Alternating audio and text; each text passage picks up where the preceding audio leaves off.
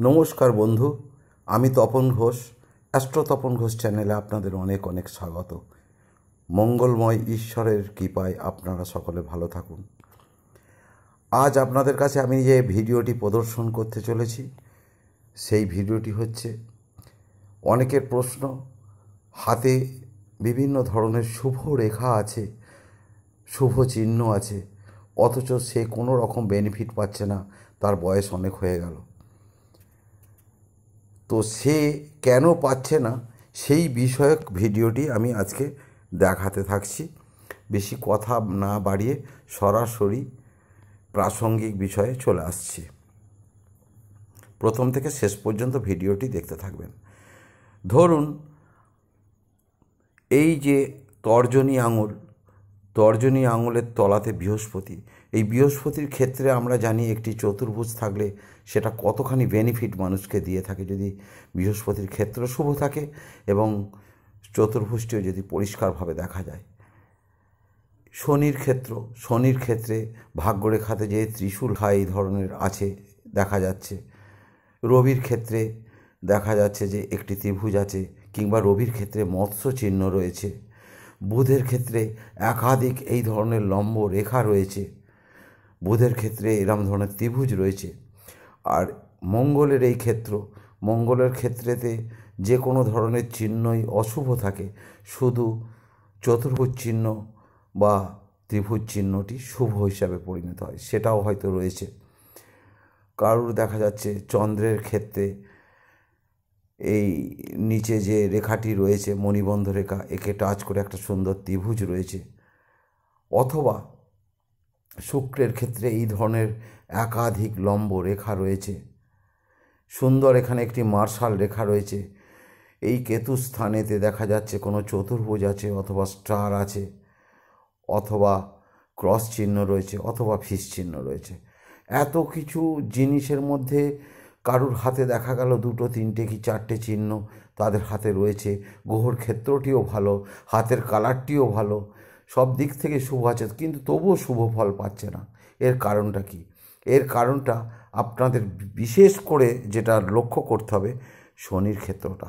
এই শনি মহারাজ এমনই বিষয়, যদি শনির শুভ দৃষ্টি আপনার দিকে থাকে, শনির ক্ষেত্রে যদি কোনো রকম ত্রুটি না থাকে, তাহলে আপনাকে অবশ্যই রাজা করে দেবে এই চিহ্নগুলির যদি একটি, দুটি বা তিনটি আপনার হাতে থাকে। আর শনির ক্ষেত্রে যেগুলি ভয়ঙ্কর, সেই ভয়ঙ্কর চিহ্নগুলো আমি দেখাচ্ছি। শনির ক্ষেত্রে এই ধরনের যদি রেখা থাকে, একে বক্রী রেখা বা আড়ি রেখা বলে, এটা ভীষণভাবে ক্ষতি। সারা জীবনেও আপনি কিচ্ছু করতে পারবেন না, এটা অটোমেটিকভাবে কাটে, কিন্তু কবে কাটবে তার জন্য আপনার দরকার এই ধরনের রেখা থাকলে তার প্রতিকার করা। এর অনেক ধরনের টিপস আছে, সেই টিপস অনুযায়ী আপনি প্রতিকার করতে পারেন, বা গ্রহরত্নও আপনি পড়তে পারেন, সেটা পরের বিষয়। তো এই ধরনের যদি আড়ি রেখা থাকে, তাহলে আপনার যত শুভ স্থানেতে যত সুন্দর চিহ্নই থাক, যত ভালো চিহ্নই থাক, আপনি কোনো রকম ভালো ফল পাবেন না। এছাড়া শনির ক্ষেত্রে যদি এই ধরনের কোনো রম্বস থাকে, সেটাও ভীষণভাবে ক্ষতি। আবার শনিতে যদি এই ধরনের কোনো বলয় থাকে, তাহলে ভীষণ পরিমাণেতে ক্ষতি।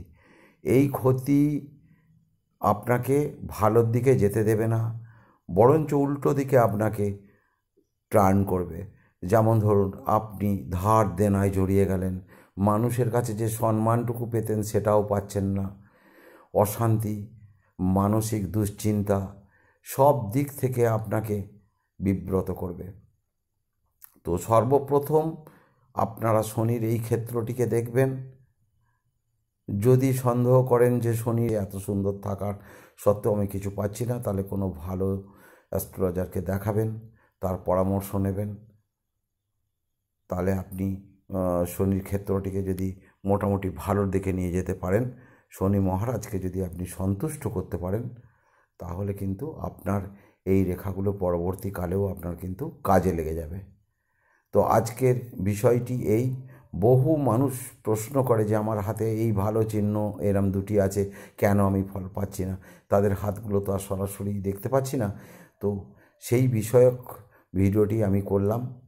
যদি আপনাদের ভিডিওটি ভালো লেগে থাকে তবে অবশ্যই একটা লাইক দিয়ে একটু সহযোগিতা করবেন, আর যদি পারেন তাহলে কমেন্ট, শেয়ার ও চ্যানেলটিকে সাবস্ক্রাইব করবেন। ধন্যবাদ। আপনারা ঈশ্বরের কৃপায় ভালো থাকুন। পরবর্তী ভিডিও নিয়ে আবার দেখা হবে আপনাদের সাথে।